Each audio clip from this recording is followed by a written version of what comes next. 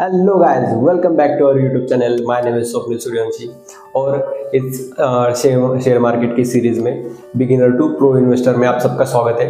तो मैं ये जिन्होंने पहला वीडियो नहीं देखा रहेगा तो मैं उसका लिंक डाल दूंगा। तो मैंने ये 21 डेज की सीरीज चालू की है जहाँ पे मैं बेसिक्स टू एडवांस तक सिखाऊंगा। लोग शेयर मार्केट के कोर्स बेच के 3-3 हज़ार 5-5 हज़ार का कोर्स बेचते हैं। तो मैं चाहता हूँ कि ये नॉलेज सबके पास पहुँचे और सब लोग सीखे। तो ये इतना हार्ड नहीं है, बस आपको इंटरेस्ट रहेगा तो आप भी सीख सकते हैं। तो चलिए हम डे 2 की शुरुआत करते हैं।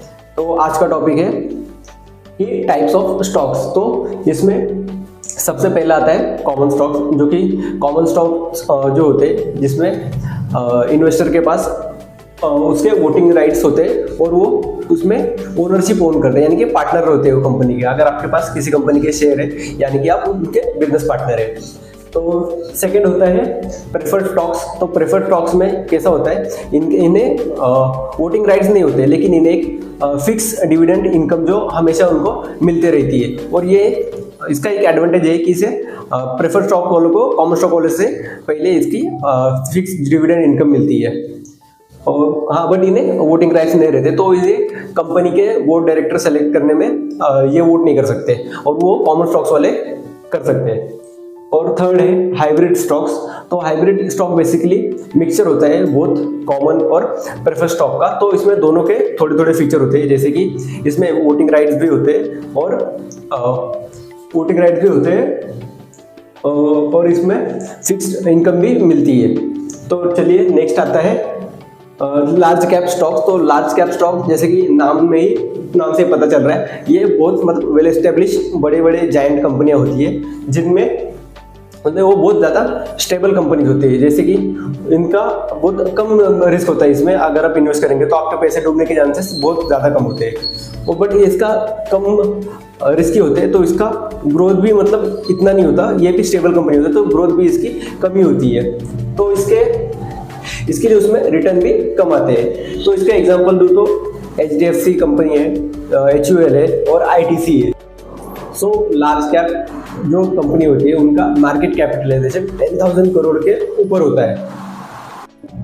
सो फिफ्थ है मिड कैप स्टॉक, जो कि मिड कैप स्टॉक का मतलब मीडियम साइज कंपनी जिनका मार्केट कैपिटलाइजेशन 1 करोड़ से लेके 10 करोड़ तक के बीच में होता है। और ये मतलब बैलेंस होते हैं between risk and growth stocks में, जिसमें आपको लार्ज कैप जो स्टॉक्स होते हैं उनसे बेटर रिटर्न मिलते हैं, लेकिन इसमें रिस्क भी मीडियम होता है। और इस कंपनी का एग्जांपल दूँ तो कंपनी के नाम तो पहला है MRF बैंक ऑफ इंडिया और गोदरेज प्रॉपर्टी। सो MRF की मैं आपको एक स्टोरी बताता हूँ कि MRF शेयर्स की जो एक लड़का रहता है और उसके दादा रहते हैं। तो वो लड़के के दादा बहुत बीमार होते हैं, तो वो हॉस्पिटलाइज रहते हैं। तो उसे बताते हैं उसके पोते को कि वो उसकी केयर करता था। तो उसे वो बताते हैं कि मैंने 1990 में 20,000 के MRF के शेयर्स बाय किए हुए रहते हैं, तो तू उसे सेल कर दे करके।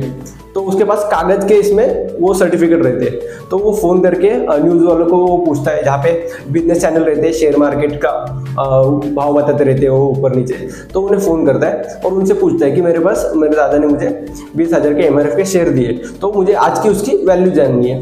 तो वो वैल्यू जान के आप हैरान हो जाएंगे, वो वैल्यू कितनी थी। तो 20,000 के शेयर्स की वैल्यू उस समय पे 130 करोड़ थी।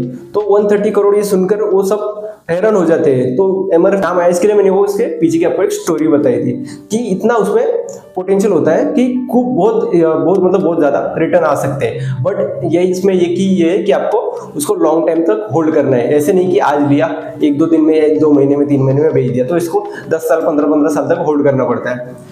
तो चलिए अभी नेक्स्ट है जो छठवा स्मॉल कैप स्टॉक्स होते हैं। तो small cap stock basically small companies होती है जिनका market capitalisation less than 1 CR होता है। बट इस कंपनी में ग्रो होने का मतलब 10x भी हो सकती है, 20x भी हो सकती है, बहुत पोटेंशियल होता है। तो इसे इसका पोटेंशियल इतना है तो इसमें रिस्क भी बहुत ज़्यादा होता है।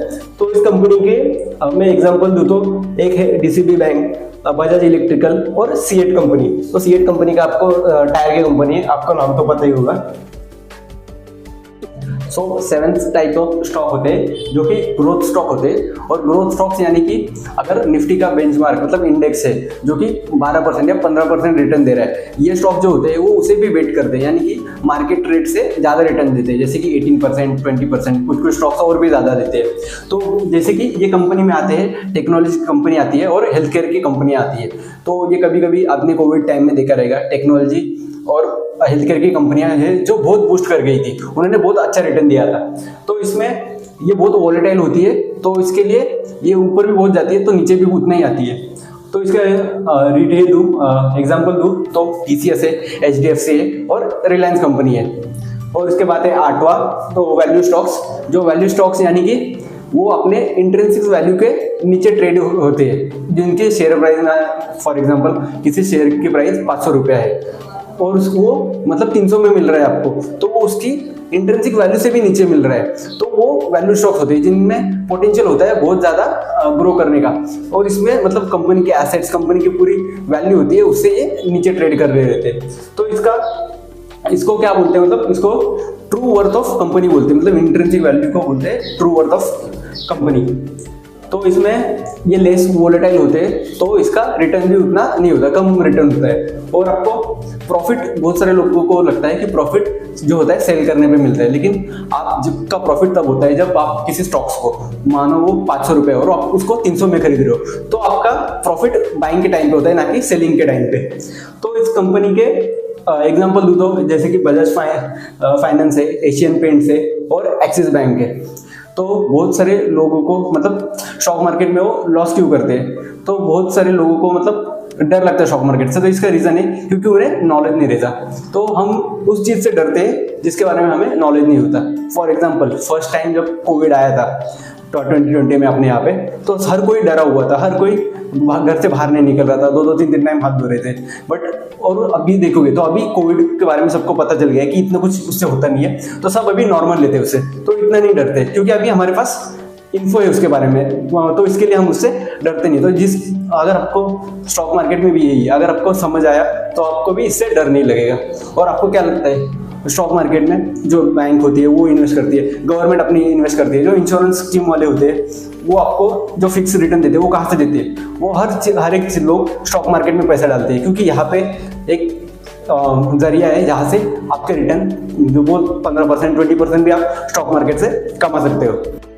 सो ये सब छोड़ के भी लास्ट में आता है अदर टाइप्स ऑफ स्टॉक्स में, तो इसमें आते हैं साइक्लिकल स्टॉक्स, जिसको बोलते हैं जो stocks of company that are affected by the economical cycle, तो इसके ऊपर इनका बहुत इफेक्ट होता है। तो इसको बोलते हैं such as consumer discretionary stocks और इंडस्ट्रियल स्टॉक्स।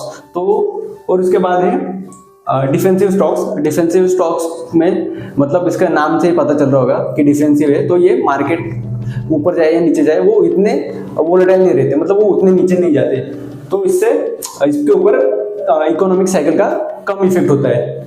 और इसके एग्जांपल तो मतलब ये स्टॉक्स को बोलते हैं this stocks are such as consumer staple stocks and health care stocks, जो इनके ऊपर इतना इफेक्ट नहीं होता। तो इसकी एक कंपनी का नाम बता दो, तो हिंदुस्तान यूनिलीवर करके। तो ये क्या करती है, तो शैम्पू बनाती है, फेयर एंड लवली बनाती है, जो आपके डेली यूज में प्रोडक्ट्स लगते हैं, जो जिसको FMCG भी बोलते हैं, यानी कि फास्ट मूविंग कंज्यूमर गुड्स, यानी आपको ये डेली कुछ ना कुछ प्रोडक्ट इनके आपको चाहिए ही चाहिए। तो ठीक है, तो इसके बाद आता है इंटरनेशनल स्टॉक्स। तो इंटरनेशनल स्टॉक्स नाम से पता चल रहा होगा कि ये वो स्टॉक्स होते हैं जो आउटसाइड ऑफ इंडिया इनका हेडक्वार्टर होता है। और इसके बाद लास्ट है ETFs, एक्सचेंज ट्रेडेड फंड। तो इसको बास्केट ऑफ स्टॉक्स बोलते हैं, जो कि इंडेक्सेस को ट्रैक करते हैं, उसको फॉलो करते हैं, यानी कि तो सच अपना यानी कि अपना इंडेक्स है निफ्टी 50, तो ये ETF और म्यूचुअल फंड होते हैं, तो इनको ट्रैक करते रहते हैं। तो कंक्लूजन में मैं बता देता हूँ कि आपके पास यहाँ पे स्टॉक्स के टाइप्स तो बहुत है, लेकिन आपको अपने हिसाब से आपके रिस्क कितना है और आपका उसके ग्रोथ पोटेंशियल और आपके फेवरेट, यानी कि आपको कोई भी अगर स्टॉक्स सिलेक्ट करना हो तो कैसे सिलेक्ट करेंगे। आज समझो आपको जो चीज़ पसंद है, आप जो वो प्रोडक्ट कंज्यूम करते हैं उसी कंपनी के स्टॉक्स लेने चाहिए। अभी आप गाड़ी कौन सी चलाते हो, आप बाइक कौन सी चलाते हो, आप कपड़े कौन से कंपनी के ब्रांड पहनते हो, वॉच बोलोगे तो टाटा की वे है, तो मतलब फास्ट ट्रैक जो टाटा की कंपनी है, तो वो भी तो वो पसंद होगा आपको, उनकी सर्विसेज पसंद होगी, तो उस कंपनी में आप इन्वेस्ट कर सकते हैं। और आपको मतलब इन्वेस्ट करना रहेगा तो उसके लिए बेसिक क्या है, तो आपको एक डीमैट अकाउंट लगता है जो कि मतलब कोई भी ब्रोकर से ओपन कर सकते हो। तो मैं उसका लिंक डाल दूंगा, अगर आपको अकाउंट ओपन करना हो रहेगा तो मैं उसका प्रोसेस भी आगे बता दूंगा कि कैसे आप इसमें अकाउंट बना के अपना इन्वेस्टिंग स्टार्ट कर सकते हैं। तो ये डे 2 था। उम्मीद करता हूँ आप सबको ये वीडियो अच्छा लगा रहेगा, कुछ ना कुछ आप यहाँ से सीख के गए होंगे। तो लोग ये स्टॉक मार्केट के कोर्सेज बना के बेच रहे हैं, तो मुझे कुछ पैसा नहीं कमाना है, बट मुझे इतना है कि अगर आप ये ज़्यादा से ज़्यादा लोगों तक शेयर कर दोगे और इस वीडियो को लाइक कर दोगे तो मेरे लिए बहुत हो जाएगा। तो thank you for this. Delhi से हमारे साथ हमारे अगले दर्शक हैं रवि। इनसे बात करते हैं। रवि, मॉर्निंग टू यू, क्या पूछना चाहते हैं आप? सर नमस्कार। सर मेरे दादाजी ने 1990 में MRF शेयर्स लिए थे 20,000 सर। अच्छा, जो शेयर्स हैं आपके पास, इसकी कुल वैल्यू इस समय के वैल्यूएशन के हिसाब से MRF चल रहा है करीब 64-65 हजार के बीच में, उसके मुताबिक करीब 130 करोड़ के आसपास आती है। अब ध्यान रखिएगा